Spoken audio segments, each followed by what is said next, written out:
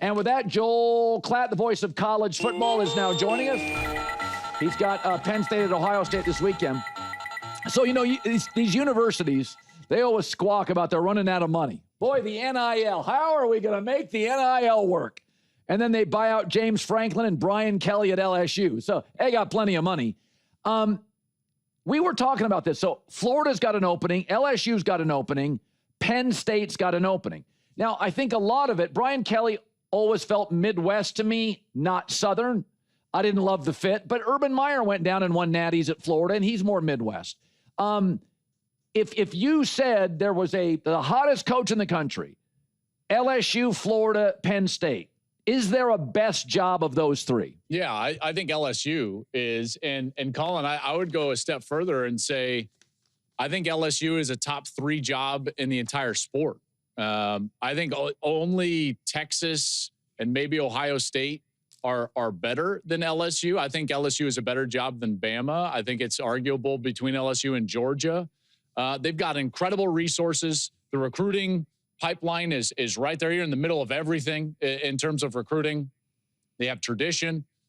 Guys can win national championship there, so it comes down to fit. I mean, why does Ed Ogeron fit at LSU and not Brian Kelly? I think it's what you were just talking about being rigid. Ed Ogeron, went down there and he was flexible and did some things that maybe he was uncomfortable with, and all of a sudden they turned into the best offense in the history of college football in 2019 with Joe Burrow. And Brian Kelly, it was the moment he stepped onto that basketball court and gave the fake Southern accent. I couldn't unsee that or unhear that. So every time I saw him in an LSU shirt or hat, I couldn't unhear the fake accent. It was never a good fit, and the authenticity was never really there at LSU. And now it's starting to come out. A lot of the former players are chirping on social media, and you're trying to decipher what that is and peek under the hood a little bit. But fit is very important. Back to your question about best jobs, I do think that LSU is the best one of this cycle. And Colin, I would say that these 3 with Florida and Penn State, I think are 3 of the top 10 jobs in all of college football. Yeah. And I can't remember, maybe I'm just being recency bias here. I can't remember a time when we had this level of openings, in particular in October. That's never happened. We can talk about the timing of these firings as well. But these are massive jobs that are all looking for the A-list guy. And I would actually make an argument that the talent pool is more thin than it's ever been. This is going to produce a bit of an arms race. Lane Kiffin likely will end up being the highest paid coach in college football because of this. Dan Lanning will likely end up being a $15 million a year coach because of this, whether they stay in their respective spots or move. I think LSU is going to call Urban and Nick Saban, because why wouldn't you? I think they're going to call Dan Lanning and they're going to offer him the moon. LSU has a lot of money. This is what people I don't think understand. It's a little bit more quiet than other places around the country, but they've got those billionaires down there. Trust me. And they've got a lot of resources, and money will not be the reason that they miss on a coach here. But what they should be thinking about is what we were just talking about, which is fit. Who's the best fit for LSU? Because if you get the fit right, that's a place that can win the national championship. So 2 games this weekend are fascinating. If USC loses at Nebraska and Vanderbilt beats Texas, Sark and Lincoln Riley are going to get major heat. Now, Sark's got a bit of a pass because Arch Manning may not play, right? I saw some Sark rumors come out about the NFL. I had said this 2 months ago. I think he's the best candidate out there from the college game is Sark, but I think Texas is arguably the best job, so I would stay in Austin. But let's just look ahead.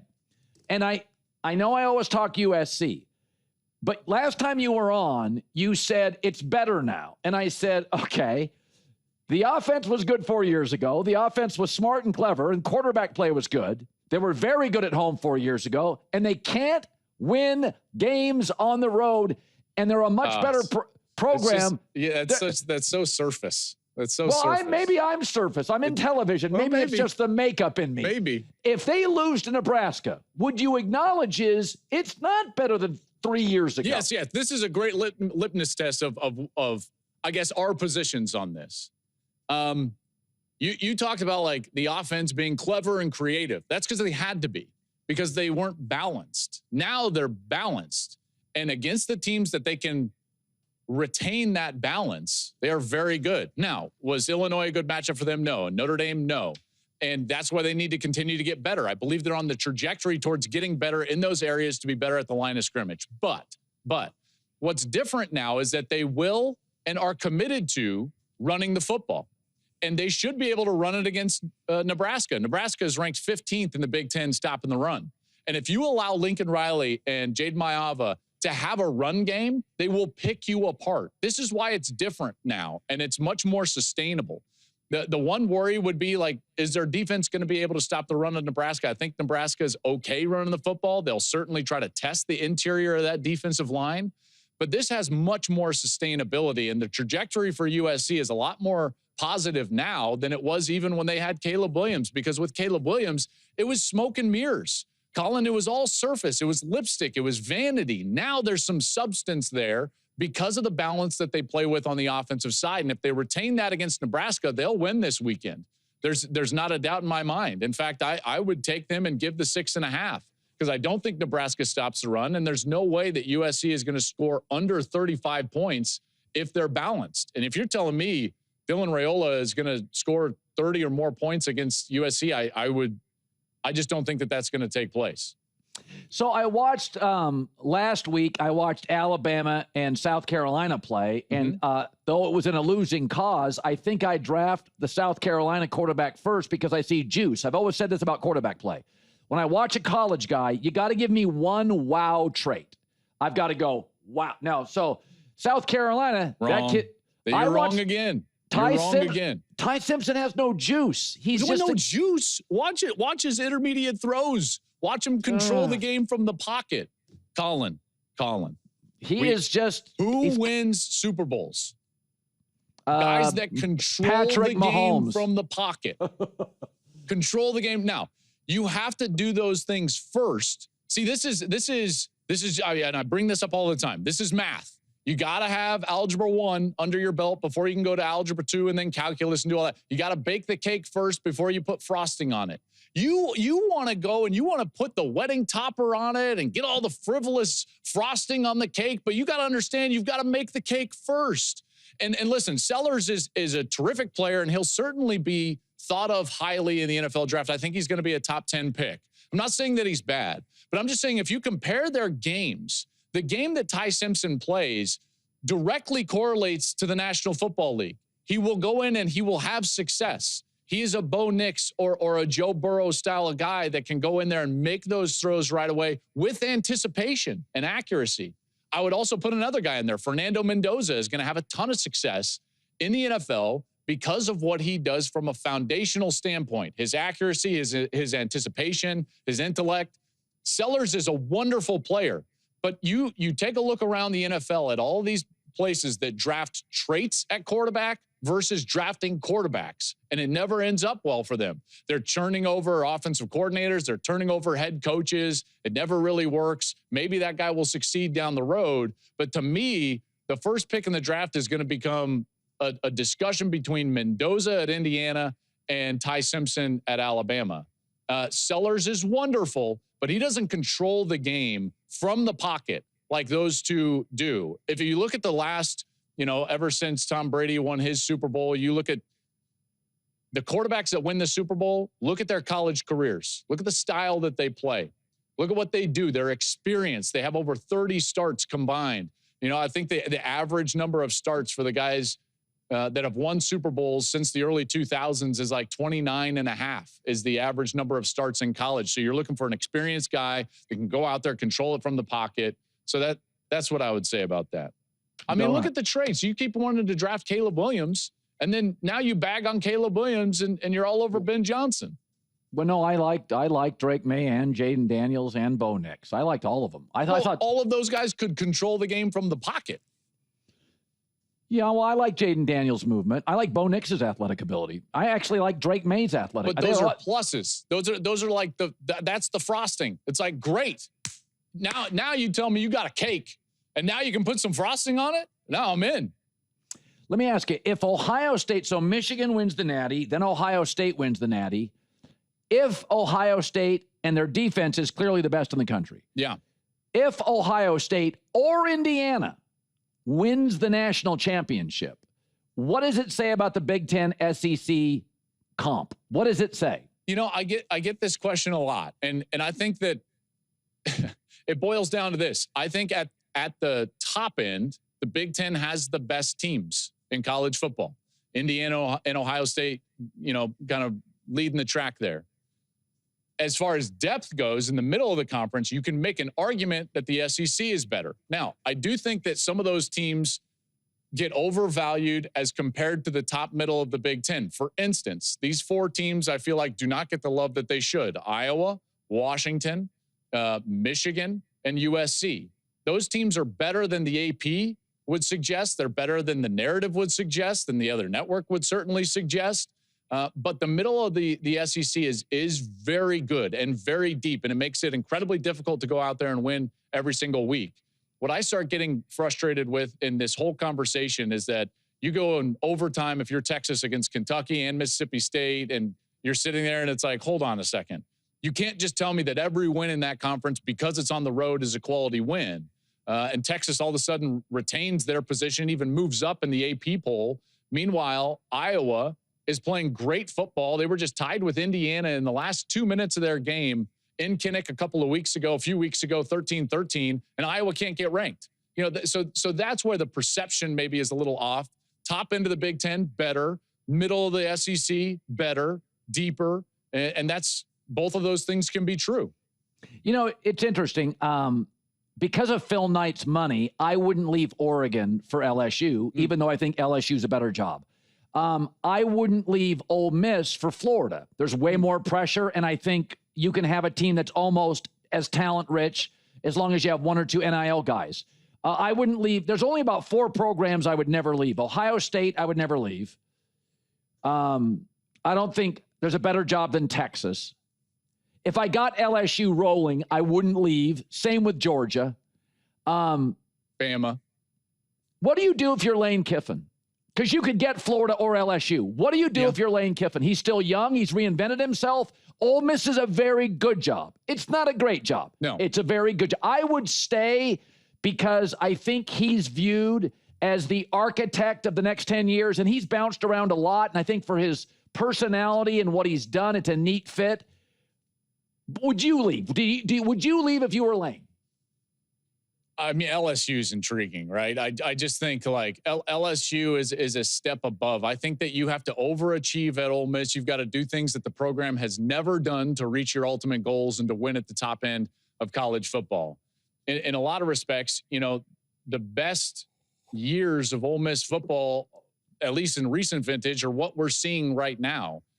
And does he want better than that? You know, and go to LSU. And we know that LSU can go and put together rosters year in and year out that compete at the top end, not only the SEC, but also of the country and win a national championship. I do think it comes down to resources. And like I said, I think that LSU has top 2 or 3 resources financially in college football. I know a couple of their boosters, they have deep, deep pockets.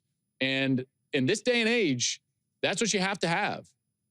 That's why Dan Lanning loves Oregon. That and a few other things. I think Dan Lanning and his family love Eugene. You know, Dan told me one time, he's like, you know what's kind of nice is I can go to dinner in Eugene. And you can't go to dinner. I mean, that's something I know that resonates, you know, Colin, with you, is like the quality of life in Eugene is very good. And it's not like he's not able to build a team that can go and perform at the top end of college football and maybe even win the national championship. Heck, they might win the national championship this year. Yeah, I mean, we don't even, you know, we need to see how that team continues to develop and play in this month of November, although their November is going to be pretty difficult for them. So I don't think Dan Lanning will leave, but I think Lane will. I think Lane is if I had to bet, Lane Kiffin is your next coach at LSU. Wow. That's powerful. That'd be an interesting watch, wouldn't it? It would be. Do you think, hey, let me throw this out there. I know it's just conjecture. I think Sark works in the NFL.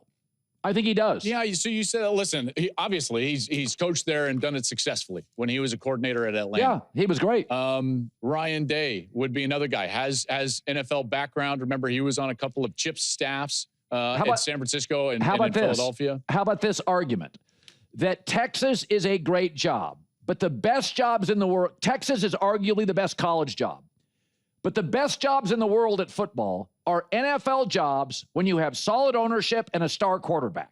Your assistants don't leave because NFL pays more and the pensions are great for coaches. So you can maintain a staff. You may lose, McVay may lose an offensive guy once in a while, but you can maintain a lot of your staff. And if you've got a Bob Kraft, if you've got a Kroenke, or you've got solid ownership, Steve Buscemi, you're not going to have a lot of turnover. I mean, I could see Sark going and just saying, if like Harbaugh left for Herbert. That was a smart move. I could see Sark going if they blew out Sean McDermott loses first round of the playoffs. I would leave Texas for Buffalo and Josh Allen. Right? I mean, I understand that. It's certainly maybe more attractive, more comfortable, to your point. It's not going to be a money issue. I will say there's two things, and I understand I live in the college football space, but there's two things specifically that are different at the college level that are not an option at the NFL level. Not an option. Number one is that you could impact these kids' lives to a greater degree. Sure. So you can influence these guys. And if that's something that drives you and you're passionate about, then college is the place for you. I think that you would agree with that. Yeah. The next thing is that in college, you are the quarterback. Bill Belichick is revered and considered one of the great coaches in the history of the NFL. And yet, when we think about the Patriots and their run, who do we bring up first? Yeah, Brady. Tom Brady. When you think of Nick Saban's run at Alabama, revered, greatest coach in the history of college football, who do you think of first when I say Alabama? Saban. Nick Saban. You see, your legend status is not really available in the NFL. I think they view that as more career things, even with Andy Reid. Andy Reid, when he finally retires, yes, he's going to be in the Hall of Fame. They might even put a statue of him up outside of Arrowhead. What are people going to say, though? Well, he didn't win it without Patrick Mahomes. Right. You see, at college, you can be a legend. If Ryan Day wins multiple championships at Ohio State, for the rest of his life and beyond, into the ages, he will always go down with Woody Hayes as the only two guys that won multiple championships at Ohio State. Well, think about this. Think about how many great players UCLA had. It's the John Wooden era. That's right. That's exactly Lou right. Alcindor and Bill Walton, and it's like maybe the two best college players ever. Look at Krzyzewski and Duke. Look at all the great players. I was just going to say, Coach K. Duke. Yeah, you're right. And so it comes down to the two I's: influence over kids and immortality. Those are two things that you don't get at the NFL level. Now, they might leave, but it would be for comfort. It would be for Josh Allen. That's more comfortable. That's more stable. I don't have to deal with all of this stuff. But if you want influence and you want immortality, you stay in college. Yeah, I mean, I think UConn basketball, I think Jim Calhoun and Hurley. There you go. And they've had 60 NBA players maybe. Yeah. Good stuff, Klatt. What a finish strong. I really appreciate that. I didn't like your quarterback take, but everything else was pretty good. I love it. I love it. Great to see you, my man. Have a good day. All right. Joel Klatt's doing the Penn State-Ohio State game this weekend. Hey, thanks for watching. If you enjoy that clip, make sure you click subscribe somewhere down here. From game highlights to exclusive interviews and rankings, we've got everything you need as a college football fan right here, College Football on Fox.